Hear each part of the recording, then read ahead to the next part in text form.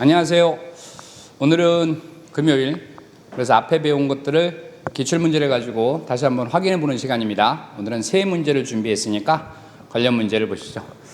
제시된 문제는 2018년 서울시 국어 문제였고요. 그 중에 가정법의 형태로 나오는 건 1번이기 때문에 저는 1번 가지고 여러분하고 얘기를 해보겠습니다. If the item, 만약에 그 물건이 should not be delivered tomorrow, 내일까지 만약에 배달이 안 되면 they would complain about it. 그 사람들은 그것에 관해서 불평을 할 것이다. 자, 이 문장을 봤을 때 여러분이 먼저 확인해야 될 건 누구라 그랬어요? 조동사 과거라고 했죠? 주절에. 따라서 would라고 하는 조동사 과거를 여러분이 확인해 보시면 됩니다. 조동사 과거가 지금처럼 나왔다면 야, 너 혹시 가정법 아니니? 라고 의심을 하셔야 되고요. 두 번째, 뒤에는 complain, 동사 원형이 나왔기 때문에 이게 만약에 가정법이라면 동사 원형은 그냥 읽는 게 아니라 꺼내 읽으라 그랬잖아요. 시제는 뭡니까? 현재가 되겠죠. 그래서 지금 이게 가정법이라면 너는 현재를 가정하고 있는 거구나, 이렇게 읽으시면 되고, 두 번째 앞에 if가 있으니까 이거 가정법 맞는 것 같으네, 이렇게 정리해 볼게요. 그런데요, 가정법 if에 사용된 동사가 누구냐면 should not be delivered예요. 어라? 이상하다 이거. 여기서 우리 봤다. if절 안에 지금처럼 누가 나오면 should라는 조동사가 만약에 뜨면 어떻게 정리하라 그랬죠? 잠깐만 가볼까요? 자, if절에 should 동사 원형이 여러분 눈에 보이면 얘를 이렇게 박스 쳐놓고 이 위에다는 이 동사를 현재형 동사로 바꾸고 밑에다는 과거형 동사로 바꿔놓자, 이렇게 얘기했어요. 그 다음에 if절에 만약에 should가 보이게 되면 이 주절에 나오는 문장 형태는 세 가지 중에 하나일 것이다.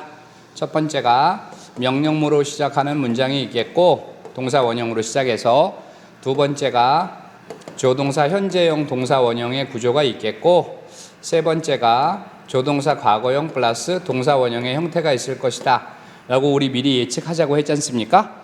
그렇죠? 그러면 지금 if절에 should가 나왔기 때문에 여러분들은 이 should를 없애고 이 동사를 현재형으로 바꿔 쓰면 되는 거잖아요. be 동사를 앞에 아이템이 3인칭 단수니까 누구로 바꿀까요? is not delivered, 이렇게 바꾸면 되겠죠? 자, 밑에는요, should를 버리고 이 동사를 과거형으로 쓰라 그랬어요. 그렇다면 were not delivered, 이렇게 되겠네요. 그러면 지금처럼 여기다 현재를 써서 이렇게 가면은 조건부사절이 된다고 했고, 여기다 if절에 과거를 써서 이렇게 가면 가정법이라고 했지 않습니까? 그러면 그 뒤에 나와 있는 여러분 문장만 확인해 보시면 되죠. 뒤에 보니까 지금처럼 조동사 과거 플러스 동사 원형이니까 너는 몇 번 유형이에요? 여기 나와 있는 3번 유형이 되는 거예요. 따라서 너는 가정법이 틀림없기 때문에 너는 조건부사절로 읽는 것이 아니라 누구로 읽어라? 가정법 were로 읽어야 된다는 거야. should not be delivered를 were not delivered, 이렇게 읽으셔야 된다는 얘기입니다. 제 말은 이해 가시죠? 따라서 여기 나와 있는 should not be delivered는 전혀 문제될 게 없고요. 뒤에 나와 있는 would complain도 마찬가지 전혀 문제될 게 없어요. 그런데요, 지금처럼 이렇게 were를 갖다 써놨으면 가정법이잖아요. 가정법이란 얘기는 뭐예요? 거짓말이라 그랬죠? 다시 말하면 이 말은 내일 반드시 뭐가 일어난다는 얘기입니까? 배달될 거란 얘기예요. 그래서 사람들로부터 배달 문제에 관해 불만, 불평은 절대 없을 것이다 라고 하는 문장이 이 문장이 가지고 있는 안의 뉘앙스입니다. 하나 더 확인해 보죠. deliver라고 하는 동사는 타동사예요. 배달하다 무엇을. 그러면 당연히 뒤에 목적어가 필요한데 뒤에 목적어가 보이지 않아요. 그러면 태는 무슨 태로 쓸까요?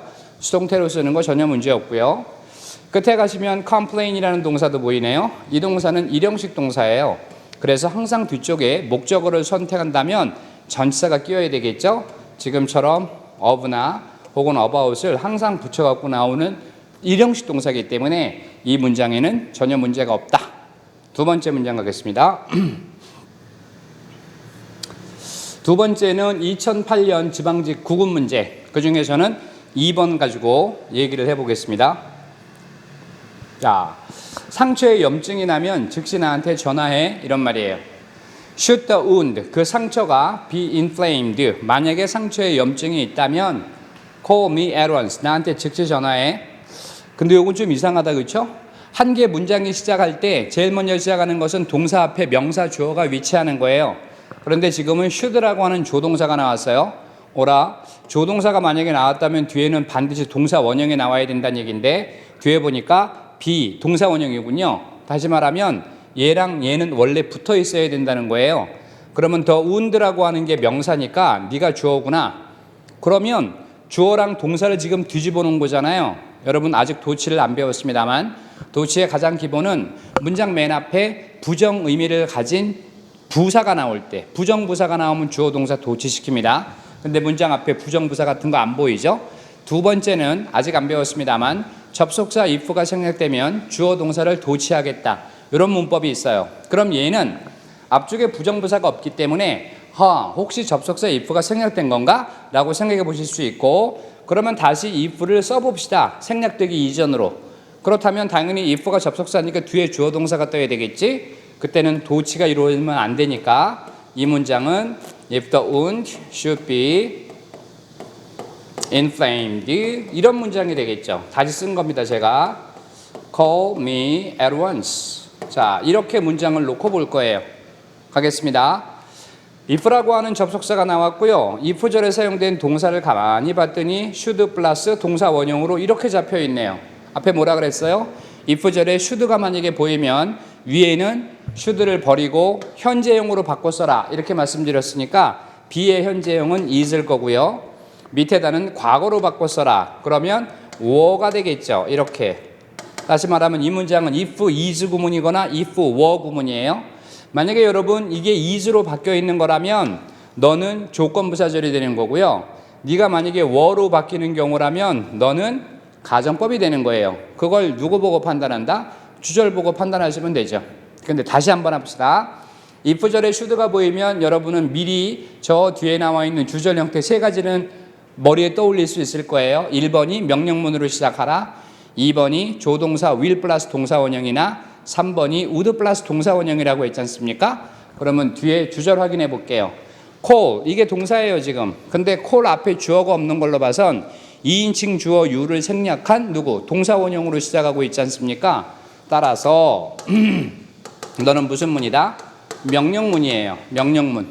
그래서 뒤에 나와 있는 게 명령문이나 will 플러스 동사 원형이라면 앞에는 누구로 바꿔야 된다 그랬어요? 제가 현재형으로 바꿔야 된다고 했기 때문에 이때 if라고 하는 건 조건 부사절이 되는 거예요. 조건 부사절. 이거 가정법이라고 읽으면 여러분 큰일 나요. 자, 여기다 한 가지만 더 설명해 드리고 갈게요. 접속사 if는 생략 가능합니다.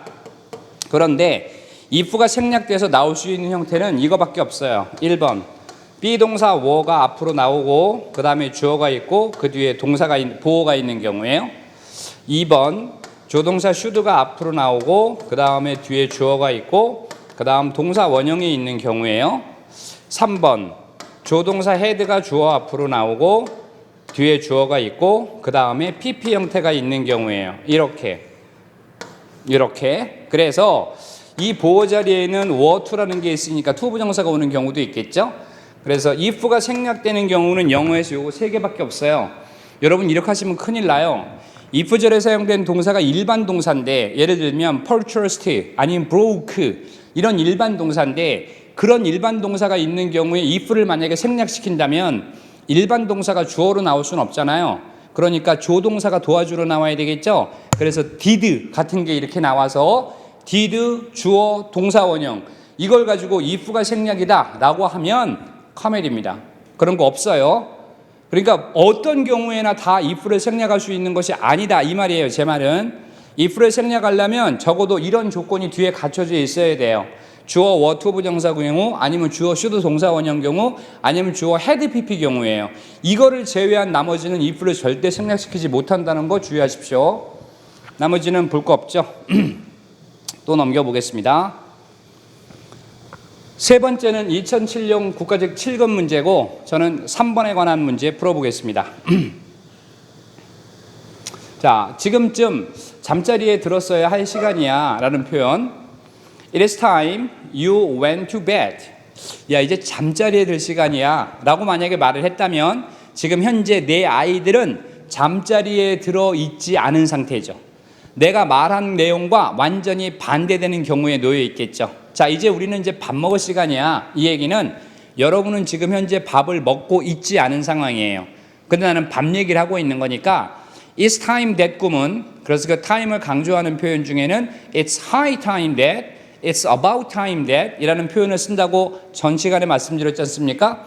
이 구문이 나오게 되면 대절하는 내용은 내가 말한 것과 현실로 이루어지는 게 완전히 정반대의 경우가 있다는 얘기야. 그래서 It's time that 구문은 반드시 어떤 구문을 써라? 가정법 구문을 써야 돼요. 그런데 if절에 여러분 should 나왔을 때 다시 한번 생각해 보세요. 그러면 should를 박스로 쳐놓고 should 동사 원형을, 이게 만약에 가정법이라면 걔를 과거로 바꾸라 그랬잖아요.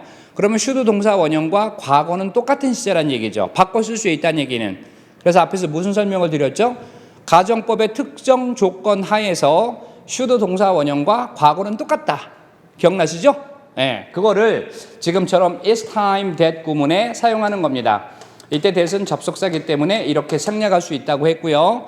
그럼 이 뒤에 나와 있는 이 내용은 현실과는 완전히 반대되는 내용이기 때문에 여기는 가정법이 쓰여져야 돼요.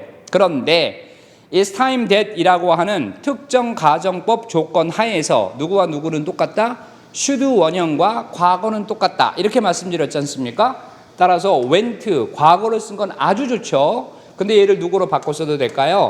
should 원형으로 바꿔 써도 되는 거예요. 이렇게. 따라서 이 자리는 went도 좋고 should go도 괜찮다. 그런데 우리 문법 보다 보면 조동사 should를 종종 생략시키는 경우가 있어요. 그래서 조동사를 생략시키고 원형만 쓰겠다. 절대로 안 된다. 무슨 구문에서는? It's about time that 구문에서는 그렇다. 이런 얘기죠. 이것도 기억 잘 해두시고요. time을 강조하는 형용사로는 누가 있다고? high가 있고 about과 같은 형용사들이 얘를 수식 강조할 수 있다라고 말씀드렸어요. 자, 여기까지가 여러분이 앞에서 배웠던 should와 관련된 거, if절의 should 경우 아니면 is time that 구문을 강의해 드렸습니다. 다음 시간에 또 뵙겠습니다. 안녕히 계세요.